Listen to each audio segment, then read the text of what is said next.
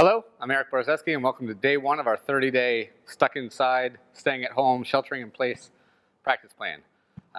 Give us something to do to improve our golf games while we're kind of, trying to be safe and stay at home and minimize contact with other people.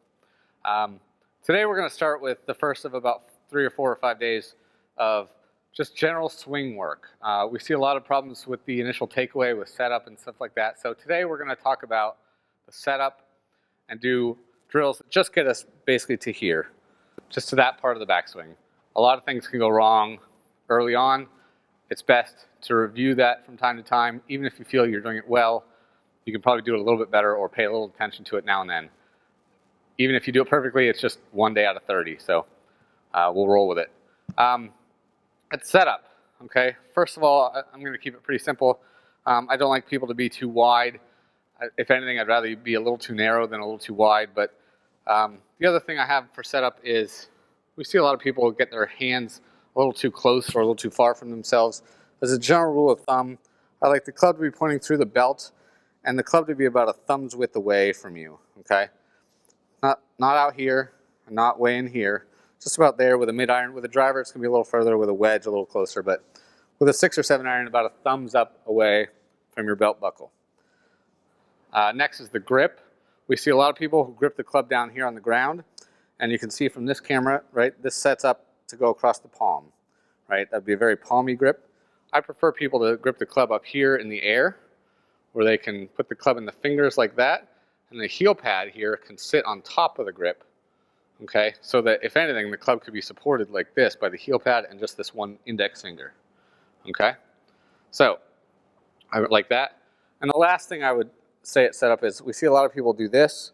This right arm gets straight, it gets on top, their shoulders point open.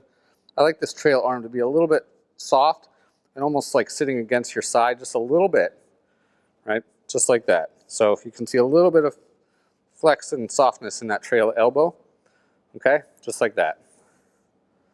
Okay, so that's a good setup. So review your setup position, and then we'll get into some drills right after we talk about what the wrists do during the backswing.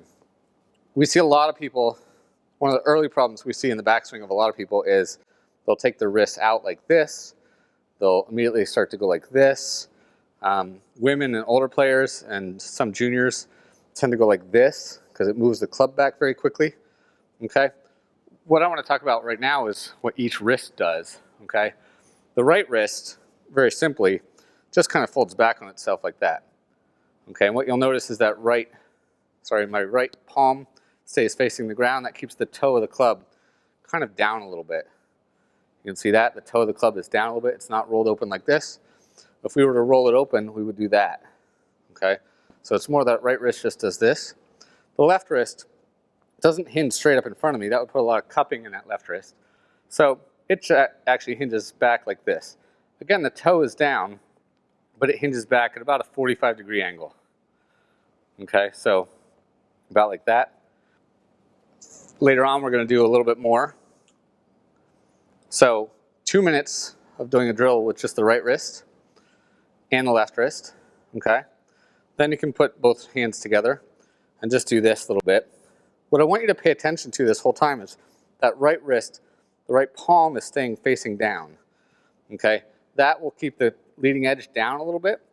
If I were to roll that palm so it was facing up, like this, that leading edge will get to pointing up. That can cause a lot of problems later on. So 2 minutes of right wrist, 2 minutes of left wrist, then a minute or so of split hand grip. Just split your hands apart on the grip and do that.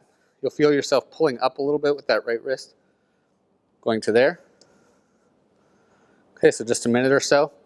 Being careful not to take your hands out there or pull them way in here or anything like that, okay? The last thing we're going to do is we're going to add just a little bit of pivot, just enough to get the club back to about here. We're going to hinge as we pivot just a little bit. And you can see that leading edge is down. My palm is facing down. The club face is looking at the golf ball. It did not do this or any version of that. Okay, so it just went to there. Right hand stays on top, feeling, see? I haven't rolled it under. My hands have traced about straight back. there's not much curve inward yet to the hands because the body hasn't pivoted much yet. So there, a lot of the wrist action occurs pretty early in the backswing for a lot of people. Okay, and as you get comfortable doing that, do that for a few minutes. Then you can chip a ball, or a foam ball, or a wiffle ball, or a tennis ball, or a crumpled up piece of paper. Right, just to there. Should go pretty straight. Should have the toe down just slightly. And that's day one.